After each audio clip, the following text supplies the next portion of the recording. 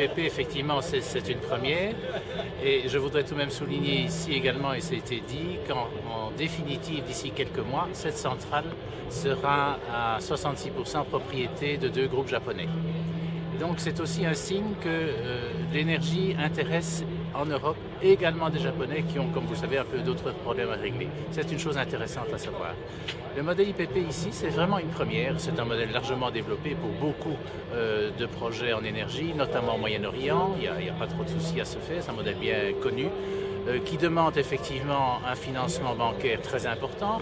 Ici, on vous l'aura dit, je crois que c'est de l'ordre de 80%. Ça veut dire qu'on doit convaincre des banquiers. Je ne vais pas vous dire que ce n'est pas très facile. Et donc, il faut que l'ensemble des contrats soient sur la table au moment où on donne les 400 millions nécessaires pour investir et démarrer les travaux. Et donc, c'est un modèle qui est autorégulé et qui dit lui-même, voilà, je suis prêt, j'ai tout préparé, j'ai toutes mes autorisations. Et donc maintenant, voilà, je vous propose le projet, vous prenez, vous financez et vous aurez un return convenable.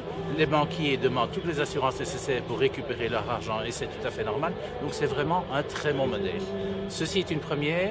Il y a un ou deux autres projets dans le domaine de l'énergie qui se préparent également en Belgique sur le même modèle. Le développeur de projet qui avait à l'époque un tiers du capital de T-Power s'appelle Advance Power, qui est une société anglaise. Et ils ont repris maintenant, au titre de remède au rachat de SPE par EDF, ils ont repris un des projets de SPE dans la région de Liège, qui est d'Ils Énergie. Ils s'apprêtent à mettre ce projet sur les rails, exactement sur le même modèle que celui-ci. Le problème est réellement le marché de l'électricité et le fait que le marché ne fonctionne pas bien jusque maintenant. Très récemment, au mois de juin, nous avons à la CREC sorti une étude sur le manque de capacité de production en Belgique. C'est un peu une ressucée de l'étude que nous avions déjà faite en septembre 2007, pour lequel malheureusement il n'y a pas eu de réponse du marché, mis à part cette centrale-ci et une qui va être inaugurée incessamment près de Charleroi par Enel. Vous remarquerez que ce sont 2 centrales faites par des nouveaux entrants totaux. Ça n'est pas fait par des groupes historiques, ce qui est une bonne chose. Maintenant, de maintenant jusqu'en 2016, il n'y a aucun investissement prévu et il n'y a aucun investissement possible. Tout simplement parce que les projets actuels qui ont un certain nombre d'autorisations n'ont pas encore toutes les autorisations. Certains projets sont même bloqués au Conseil d'État. On ne sait pas quand il y aura une décision, par exemple, sur le projet de Visé-Navagne de SPE, qui est prêt. Mais depuis 3 ans, c'est au Conseil d'État et on attend une décision finale sur ce projet, mais il n'y aura pas d'investissement, en tout cas avant 2016. D'ici 2016, vous savez qu'en 2015, d'après la loi de sortie du nucléaire, on ferme 1800 MW en Belgique. Mais le problème n'est pas uniquement le nucléaire, le problème est surtout les anciennes centrales classiques. Et déjà en 2007, nous avions chiffré ce problème de manque de capacité. En 2015, en même temps que l'arrêt des 1800 MW nucléaires, il y a 2500 MW de centrales classiques qui vont s'arrêter pour 2 raisons, soit obsolescence technique, mais c'est une raison mineure, et la deuxième, c'est une réglementation européenne sur les grandes installations de combustion qui oblige à mettre à l'arrêt toute installation de plus de 100 MW qui ne répond pas à tous les critères environnementaux que l'Europe a mis. Et donc nous allons nous retrouver en 2015 avec un creux énorme qui fera que nous devrions importer, mais on risque de dépasser les capacités d'importation possibles et surtout, les capacités de production dans les pays qui nous environnent.